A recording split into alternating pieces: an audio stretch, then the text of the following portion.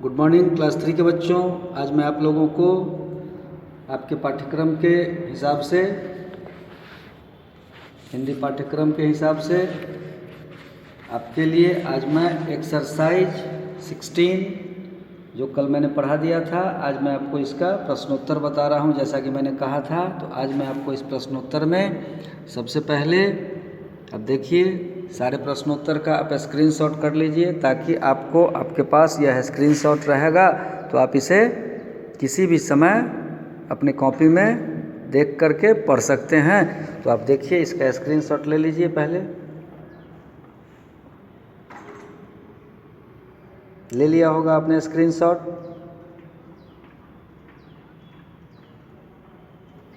ले लिया होगा आपने स्क्रीनशॉट। अब आप देखिए, मैं आपको सारे प्रश्न को उत्तर सहित पढ़कर बताता हूं कि मनुष्यों की जनसंख्या लगभग कितनी है। पृथ्वी पर मनुष्यों की जनसंख्या लगभग कितनी है? तो पहला प्रश्न है, पहले प्रश्न का उत्तर है कि पृथ्वी पर लगभग 7 अरब से भी ज़्यादा संख्या मनुष्यों की है, जो पूरी दुनिया में अलग अलग भूभागों पर रहती है। यह पहले प्रश्न का उत्तर था। अब देखिए, दूसरा प्रश्न है कि धरती पर कितने महाद्वीप हैं, इनके नाम बताओ। जैसा कि मैंने पहले भी कहा था, यह चैप्टर आपके SST सोशल साइंस से रिलेटेड चैप्टर है। तो पृथ्वी धरती पर कितने महाद्वीप हैं? धरती पर 7 महाद्वीप हैं जो निम्नलिखित हैं। कौन कौन से हैं? पहला एशिया, दूसरा यूरोप, तीसरा दक्षिणी अमेरिका, चौथा उत्तरी अमेरिका, पांचवा अफ्रीका, छठा ऑस्ट्रेलिया और सातवां अंटार्कटिका। ये 7 महाद्वीप हैं। उसके बाद आता है तीसरा प्रश्न कि सौर परिवार में कितने ग्रह हैं? ग्रहों के नाम बताएं। सौर परिवार, सोलर सिस्टम अंग्रेजी में जिसको कहते हैं, तो सौर परिवार में 8 ग्रह हैं जो निम्नलिखित है।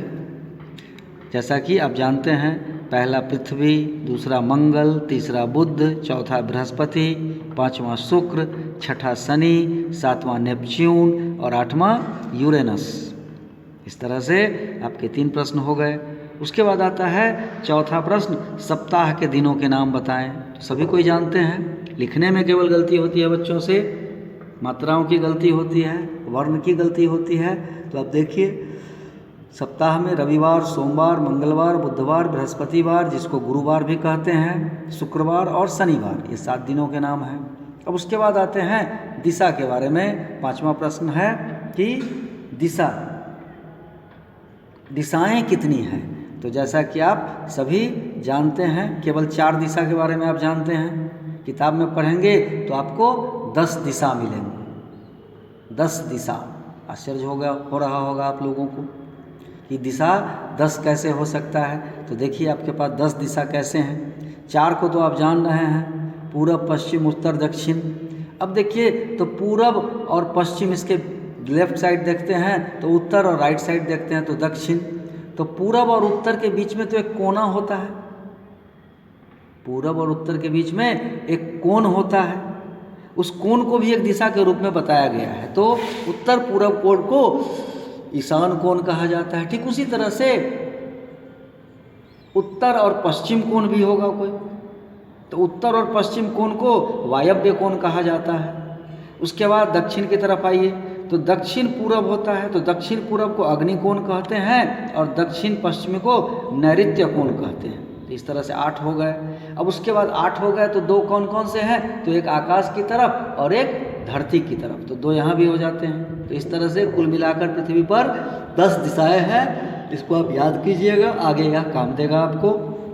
अब उसके बाद आइए, अंतिम प्रश्न है कि भारत देश के तीनों ओर कौन कौन से समुद्र हैं? भारत 3 तरफ से समुद्र से घिरा हुआ है।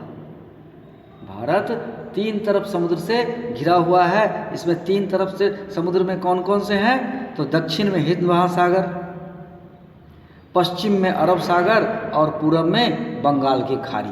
इस तरह से आपके ये सारे उत्तर हो जाते हैं।